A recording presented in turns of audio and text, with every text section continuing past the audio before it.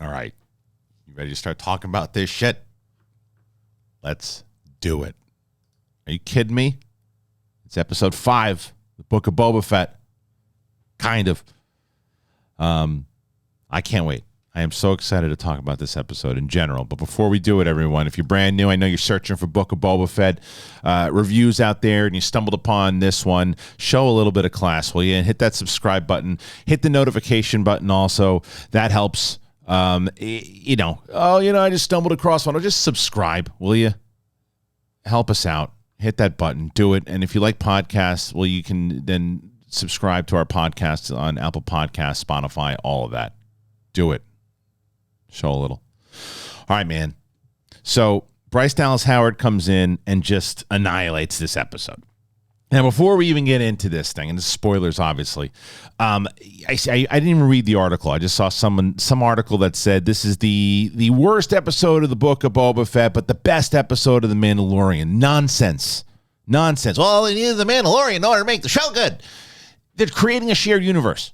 They're creating a shared universe all the way to the end of this episode, combining it, and there is no Mandalorian season 3 this year, or last year rather. So they gave you this. This is episode 1 basically of season 3, but it leads into everything that we had set up. These little tidbits of information that we had set up with the Pikes and getting back to Tatooine, and questions that, by the way, had been left answered too long. By the time we get to the next season of Mandalorian, like, oh, right, that thing happened with Bo-Katan and the Darksaber and all that. Now you're refreshed just like that, getting back into it. There's so much to talk about in general with this one.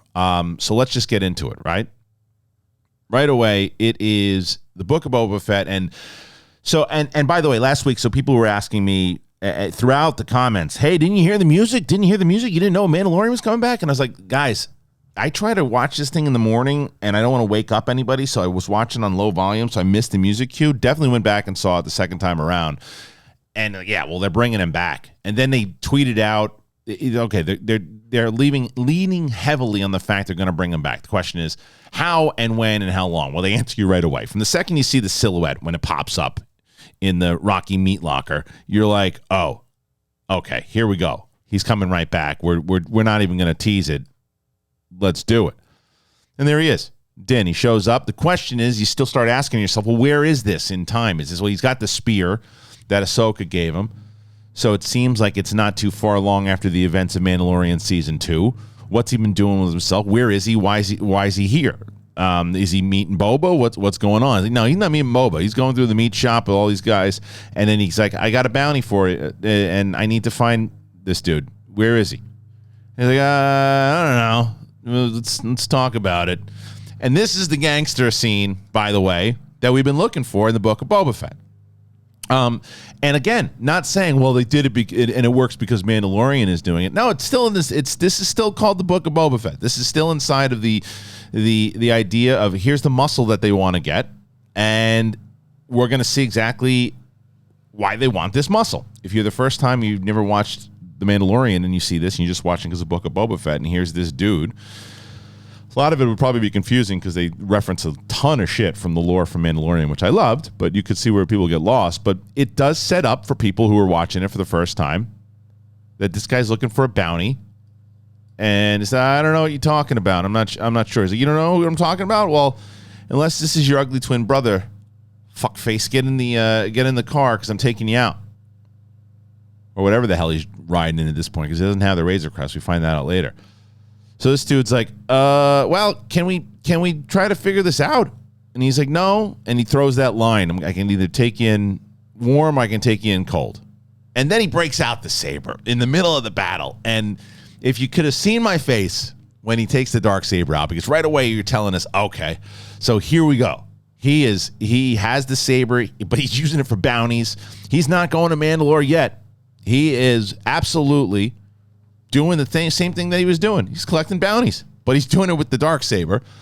And so he's just mowing aliens down left and right. He's just mowing them down. And you're like, okay, so he's even more ruthless as he was before. And then this happens. So what everyone has been kind of looking for, right? And I think, and I'm not comparing Boba Fett to Mandalorian here, because a lot of people were saying, well, the Boba Fett, I see this comment a lot. Boba Fett is Mandalorian. Din is what we always wanted from Boba Fett. This kind of ruthless bounty hunter who just no holds barred, devastating. Right?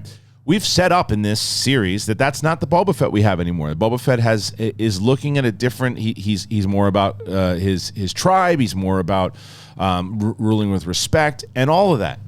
Din, he ain't changed, because what happens? He throws this guy down, and where Boba would probably grab him at this point in his life and say, hey, man, look, let's figure this out because I need to. No. Slice right in half. And by the way, before this even happens, it shows great.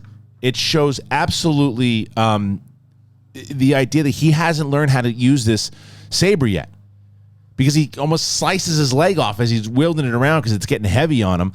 And then he just guts this guy in half, takes him out, slices him in half, and he walks out with his head. He's like, yeah, you know, I said, I'm not taking the whole body with me.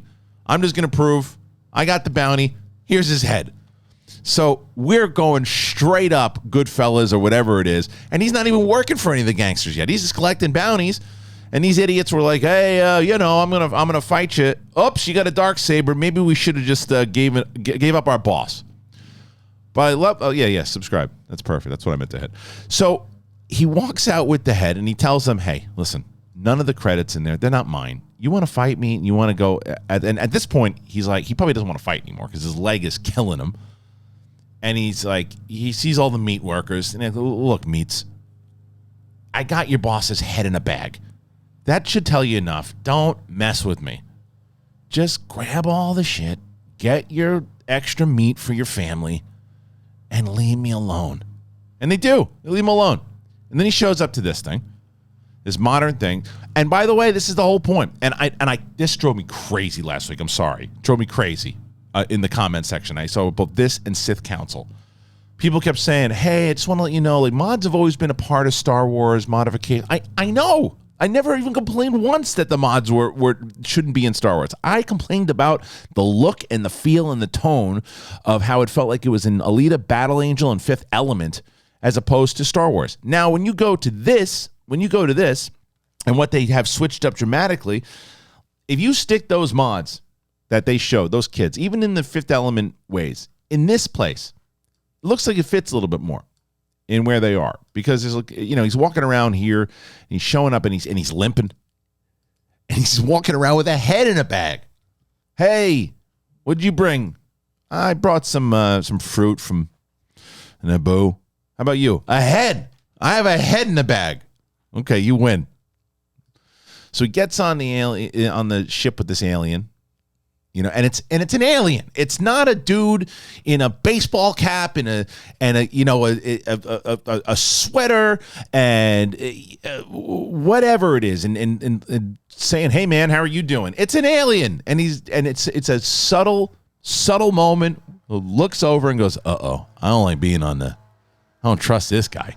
And even when he looks at him, and Din looks over at him, he's like, "Oh, don't want to look at that. I don't want trouble." And it was subtle. That's the type of humor I love in Star Wars. I love it.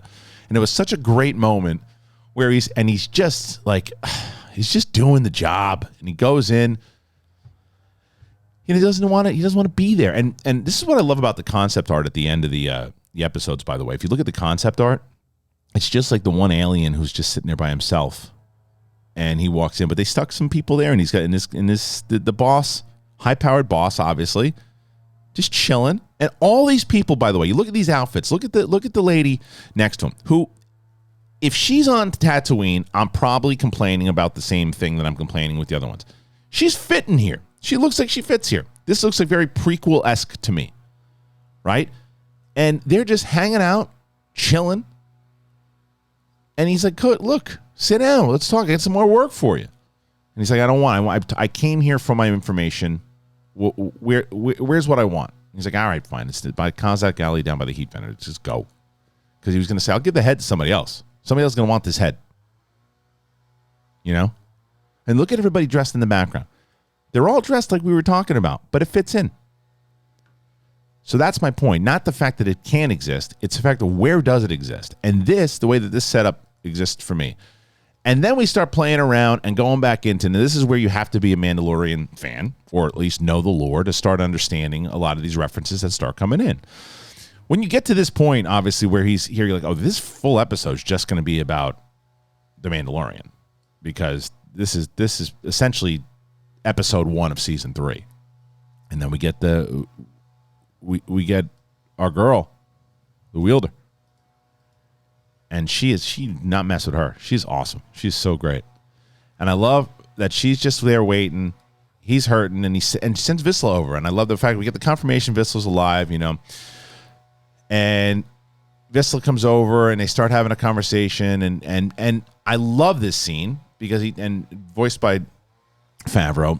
And he's telling Vizsla, look, man, thank you for saving me back there. I didn't get a chance to do it, and I'm sorry I went down that way. And Vizsla's like, look, there's 3 of us left now. It sucks, but we did what we had to do, and that's it. And I loved this scene because it was a reconnection of that, and we didn't really get much of that after season 2, or in between season 1 and season 2 of Mandalorian, and we don't really have to do it yet in the new season. And we get a combination of a lot of things that are happening, and a lot of the things that have happened thus far, and it answers questions for us, right? Questions of like, hey, everything that went down with that Darksaber, like, what's the deal? How does that all work? Because then she takes the Darksaber, she's like, how the hell? Like, wait a minute. Because he's like, what do you know about this? And she's like, well, wait a minute. You got to win it in combat. If you don't win it in combat, come on in. Blow the leaves everywhere you got to go. This is the perfect time to do it. Go ahead. Blow the leaves. Blow the leaves all over the place. Just you know what? Stick it in my ear. Stick the leaves in my ear. Blow it out my nose. So maybe that I can make a cool sound effect and it doesn't sound like a leaf blower. How about that? Do you want to just come over and do the reviews for me, Mr. Leaf Blower? Might as well. Come on in. Come on in. That's right. Yeah, just come in. Come sit down right next to the Darksaber, and why don't you fight the Darksaber with the fucking blower, okay? Because it's like, at this point, it's like I feel you're doing it on purpose. Stupid. Just now the leaf blower is screaming at me. It's just screaming at me. It's like, no, we're not going to let you talk about the Darksaber. Come on in. Just come on in. You might as well.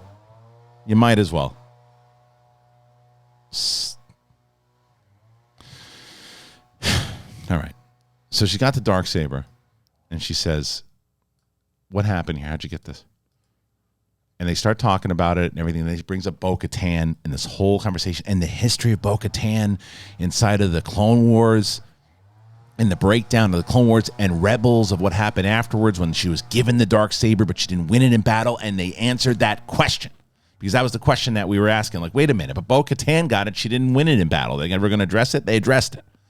And they said, well, that's why, because there's a prophecy, and the prophecy says that if you don't win it and if you win it in battle, you could restore Mandalorian to its rightful place. But she didn't do that. And then we started to say, where'd you get this? By the way, let's not talk about the Darksaber. Where'd you get this Beskar spear? And he's like, well, a Jedi gave it to me, and it blocks lightsabers. She's like, yeah, but you can also kill people. You can kill our kind with it. So instead of doing that, why don't you stick to the Darksaber and let's forge something out? What do you want me to make? An airplane? Make a balloon? Like, no, why don't you make something for the kid? She's like, all right, I'll make something for the kid. And that starts to set up the Grogu. There's rumors that Grogu was coming back in this. And we were like, well, it's gotta make sense. Well, it started to make sense. But the question also is, are we going to see Luke again? Because that's where he is. And they say as much in this. And the fact that the understanding between the wielder, the armorer, and Din, and saying like, look, I want to make something for a youngling, a specific youngling, or foundling rather. And she's like, well, wait a minute. And then they had the conversation. She's like, all right, point made. So it starts forging that. And all this stuff that is like this within however long this scene goes where he finds them, and all the history that starts to go down. And she starts to tell some more. And then we see the Mandalorian, the purge on Mandalore, and what what goes down on Mandalore, and then we get into this Terminator-esque. Like, I mean, come on, when you see that, do you not think of the Terminators? And look at that shot. That shot is something like when you're walking around Celebration or Comic-Con or wherever, and you see that art, you go, oh my God, I need that. And not only do you say I need that, you say I need to see that in a movie or a TV show. Well, here you go. And this is the Purge that we keep hearing about. And then you get these droids that, and it looks like the K2SOs, right?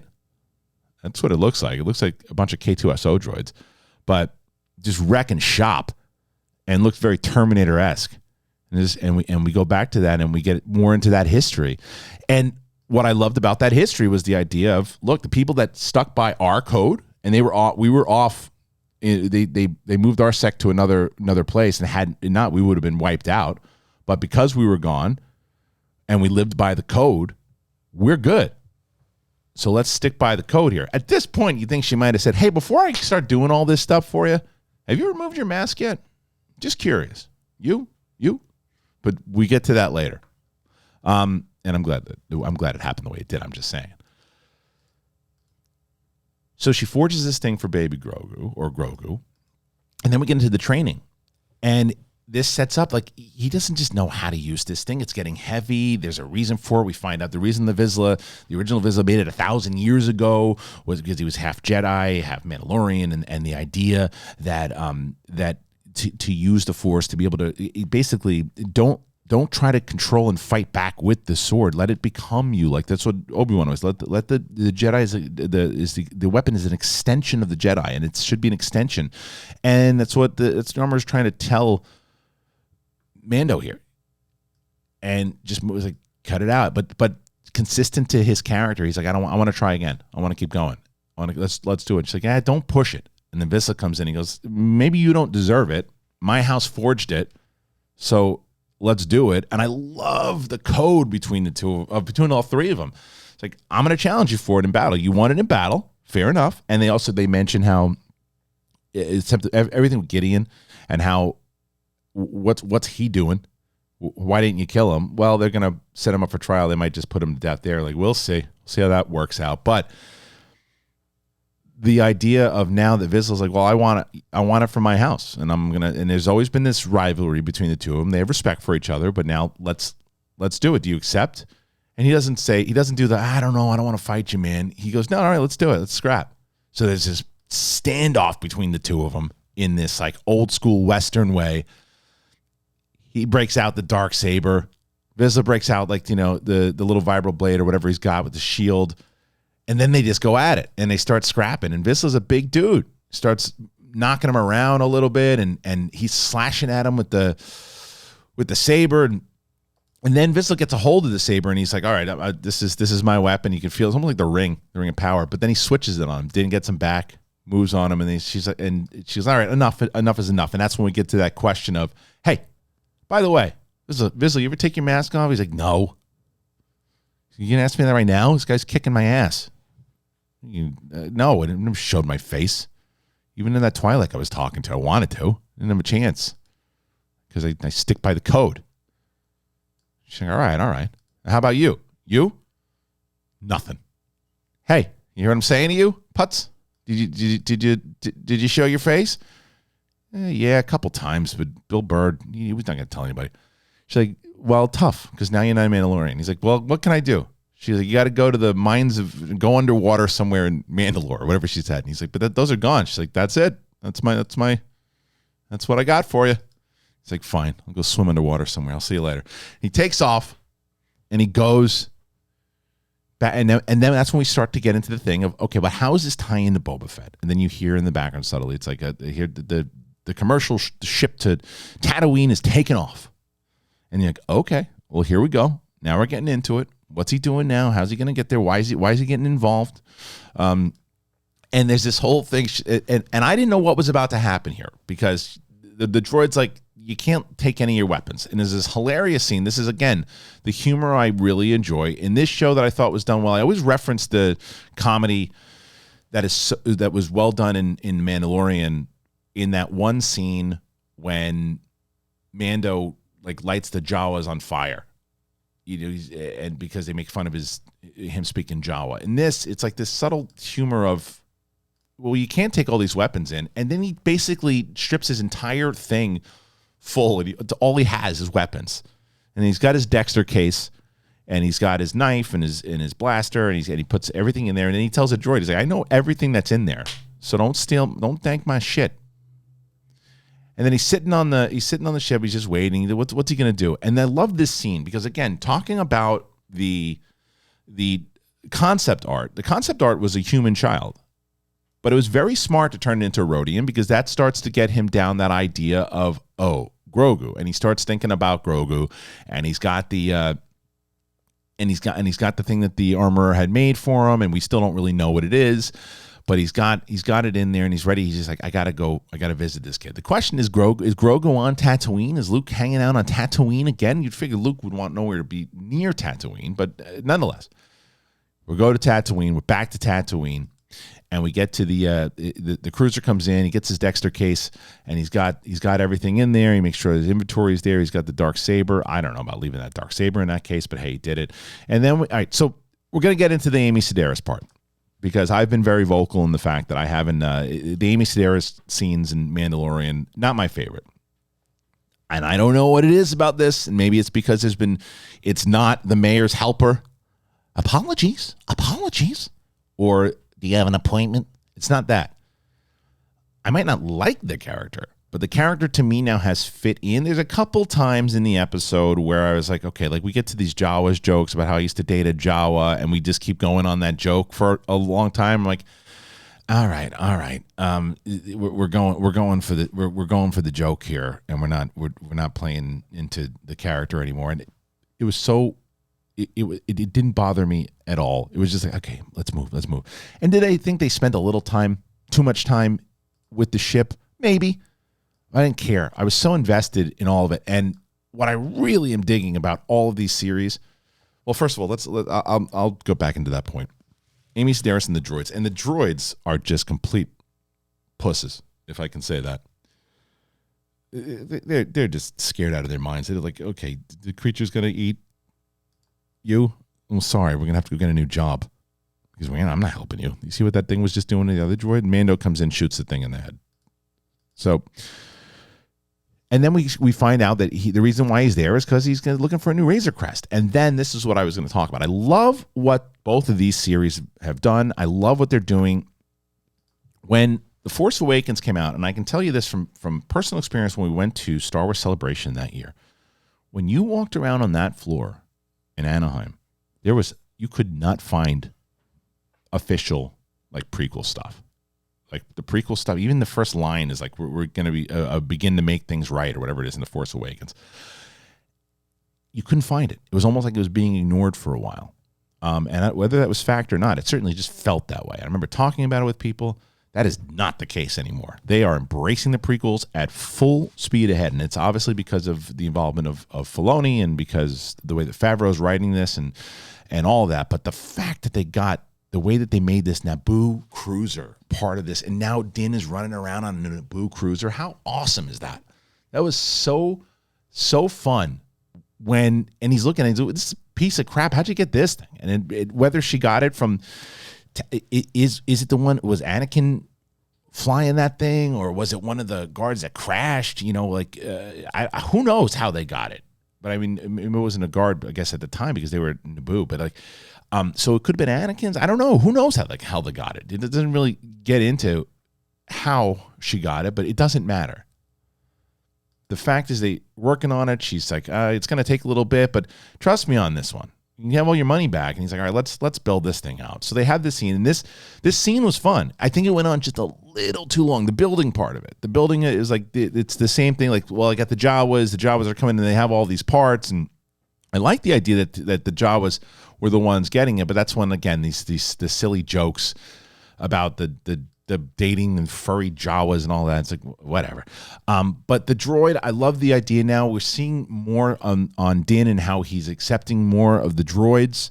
He was not accepting the droids for a long time. He has this relationship with the droid. He even tells the droid, hey, come on, dude, get it together. Stop twitching around and put the light on there. And then later on, he tells the guy, he's like, good job, little guy. And the little guy gets excited. But the Jawas come in and they're able to get the parts, and goes out and says, look, this is what I need. And we need you to, and then this little shit rat pops up. This little thing. You can get, I don't know, somebody to eat this thing? What's the point of that thing? And they keep building the ship. They're building the ship, and that's when the little droid helps him out. He's very excited. They get the thing from Star Wars, the episode 4. We always wanted to know, what is that thing? What does that thing do that they try to hold the trash compactor up with? It's part of a ship. Helps for the ship. And they get the cruiser working, and I loved this scene, going back to Beggar's Canyon, getting it up, getting the ride, and you see, like, remember this from everything we've seen so much, Tatooine, the idea, the Mos Eisley, all of it. And zipping around Tatooine and her talking to him in the tower. This is where I didn't mind Amy Sedaris in this part. The part where her talking to him and she's so excited. What I didn't want to happen, and it didn't, I was like, okay, she's a good mechanic, right? So please don't have the ship just conk out. And he's like, oh no, and it didn't happen. I was like, okay, great. Because I was so worried that was going to happen. I'm like, okay, well, maybe he needs a little more work. I didn't want that. And it didn't happen. He's going through Beggar's Canyon, and he's flying around, and he's so excited. He's so excited on how it works and how fast it is. And he's starting to notice. She's like, I told you, you don't need a Razor Crest. Look at this thing. And I love the idea this is his new ship. And they kind of, the yellow is kind of faded off, and so it fits him. And then you go back to that Rodian season. It was going to remind me of like Superman. Remember the Christopher Reeve one when the little kid sees Superman running at the side. And then calling back once again now you're like, he Dank Ferricks this one, because he's like, okay, maybe I was joyriding a little bit too much, and he says as much. It's like, look, I was just taking this thing for a spin. And what do? They bring Paul Sun Hung Lee back, and he's like, hey, wait a minute, your voice is familiar. Do I know you? Do we have to have some conversations? And then just dips. Love that. Love the whole idea of it, him just testing it out, seeing exactly what this thing's capable of, what he can do. And he's ballsy, too, because the thing could have crapped out. They don't know how he didn't know how confident it was, but it was this kind of joyride thing. And some people are going to say, well, this is filler. They could have just gotten to the meat of it. No, this is the idea of, because even if maybe this is his ship going forward, he's not going to be able to get a lot of people on that ship with him. And this is his cruiser he's going to be zipping around on. But man, the thing, it goes super fast. It moves, and they even say, how do you move the light speed? It wasn't light speed.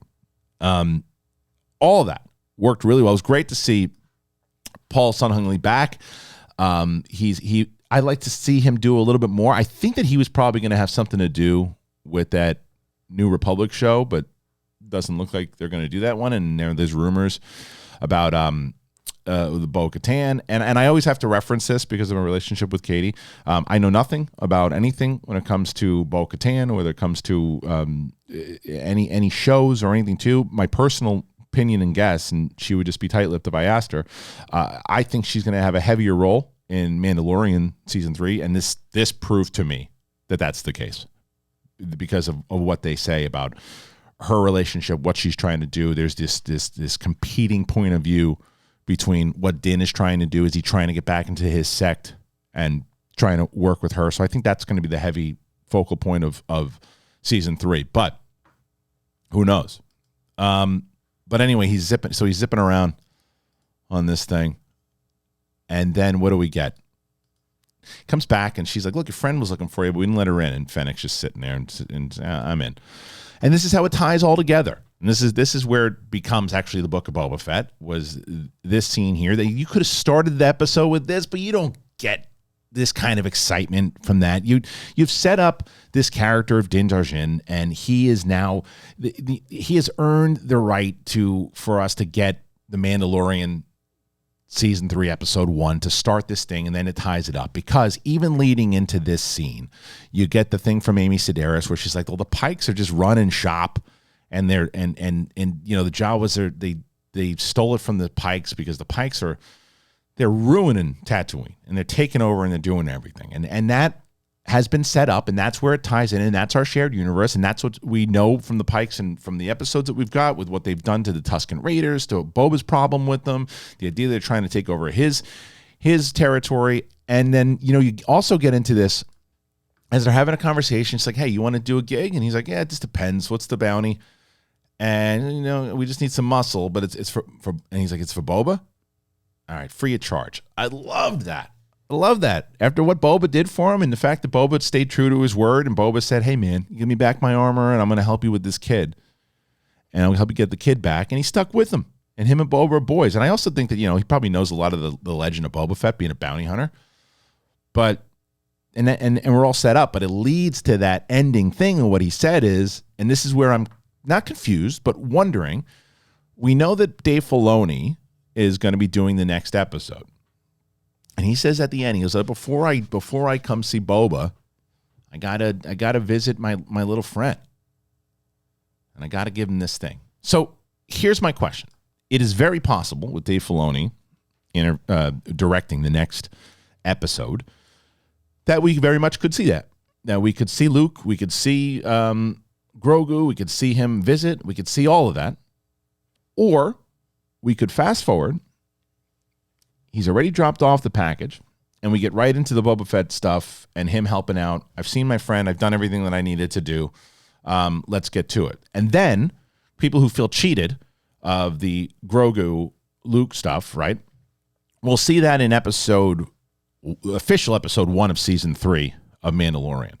Now, it's unlikely because why do you set that up in this episode if you're not going to show it in the next, is what I would guess. But I wouldn't be surprised. I wouldn't be surprised if that was the case.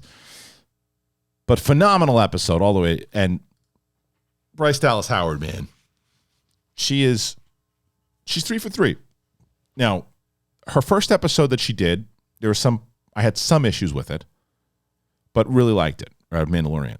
Second episode was the Bo-Katan episode, was incredible. And this is her best episode so far out of all of them. And I loved the Bo-Katan one, really liked the first one, but this is her best. She's getting better and better and better. And someone on Twitter said to me, well, why are you giving Bryce Dallas Howard the credit and not Favreau? Well, Favreau wrote it, and you can always write some good stuff, but it is the goal and it is the objective of the director to take the writing, put it on screen, and also she is a really great actress. She can get great performances and she can get the character development out of what she needs to do, and she's done it. And she's done it again and again and again. I loved it, and I do give a lot of credit to Favreau here because Favreau wrote a tremendous episode. And this is what Favreau Filoni do really well, is when they have to tie in all of this stuff and all of the lore. And it's not just the lore from Clone Wars and the Clone Wars, and the lore from Rebels. This is the lore from the Boba Fett series that they've been setting up also. You can argue with the modern stuff that Amy Sedaris is still part of the modern problem that they have, but I don't know. The thing that I don't know if I'm going to include her in that, because I think with her, I don't necessarily love her character as much. She's grown on me. I can tell you that for sure. But I still feel she fits on Tatooine. Like her outfit, her hair, like everything. It fits. And maybe it's because it's accepting. But this fit into all the lore of The Mandalorian, all of the lore of Boba Fett that we've set up so far. This is a great episode. It's a great episode. I know there's going to be a lot of comments saying how they needed to rely on Mandalorian in order for people to enjoy this show again. Well, also look at it in the fact that they're trying to create a shared universe throughout the entire thing. So they're telling a story throughout all of it. Now, Acolyte's not going to be that, because Acolyte takes place, I think, 50 years before Phantom Menace. But maybe it ties in then to Phantom Menace. I don't know. But this particular series did tie in to Mando from the start, because of where Boba and Fennec were and how they met and all of that. And then they tied it into Mandalorian in the last episode when they flashed back to show the relationship between Boba and Fennec. And now leading up to this and having the three of them team up again. In Filoni's episode, I'm pumped. I think it was a great way to do it. They bring him in. And look, maybe they did need him. Maybe they did need him. Maybe you need that character to kick a little ass and to give us those kind of wow moments, because this was my reaction when he sliced that guy in half. I was in my kitchen. I went like this. That's what I did, because that's the kind of moments I've been looking for. He sliced that dude in half and took his head. So Anyway, I love this episode. I love this episode. I hope you love this episode the way I did, but you might not have. I don't know. What the hell do I know? I think I know you guys. I don't. But either way, I love this episode. I thought it was phenomenal. Very curious what you think. Please comment below and tell me exactly what you thought of the episode. What I have noticed about these Boba Fett episodes, which I love, takes me about 5 to 6 days to go through all the comments. If you're brand new to the channel, I respond to every comment on this channel, and it takes me a while to respond to all the Boba Fett. So make it tough for me. Make it tough for me. Comment. Let's have a conversation about it. Tell me what you liked. Tell me what you didn't like. But it is also my point about TV. Okay. So people are raving about this episode already, I believe. We didn't have to sit in the stink of episode 3. And I didn't even think it stunk. There was a lot in episode 3 I didn't like. There's a lot. I was like 50-50 of what I liked to what I didn't like. But a lot of people thought it stunk. Episode 4, people are like, all right, it's better. Everybody's going to be raving about this. And you're still going to get that, yeah, it's because of Mandalorian. Fine. But you're still watching Star Wars TV. And you're still excited about Star Wars TV right now. Don't start being a writer and going, well, it wouldn't have worked unless they had Mandalorian in it. Did you enjoy the episode? Don't worry about whether or not it worked because. Did you enjoy the episode? Did you have fun watching Star Wars? That's the point. That's the point. So what? So they put they needed a Darksaber. Cool. They put a Darksaber in there. He was carrying a head around with a busted leg. He was carrying a head. Hey, Merry Christmas. Here's the head. Loved it. Hey, do me a favor. Show a little class and subscribe to the channel, will you? That's all I'm asking for. Just announce. Subscribe to the channel. Hit that button. And notifications. Very important. And if you haven't listened to this podcast, a big thing, Spotify, all of it. And we're going to do Sith Council later today. So I'm excited about that. It'll be 7 o'clock tonight. So join us there. And that's all I got for you. So that's it. That's the Book of Boba Fett. That's I love this episode, man. I'm very curious. I can't wait to see the conversation. I'm going to upload this thing so I can start seeing what you guys are going to talk about. Let's do it. Comment. Let's have a conversation. All right. Peace.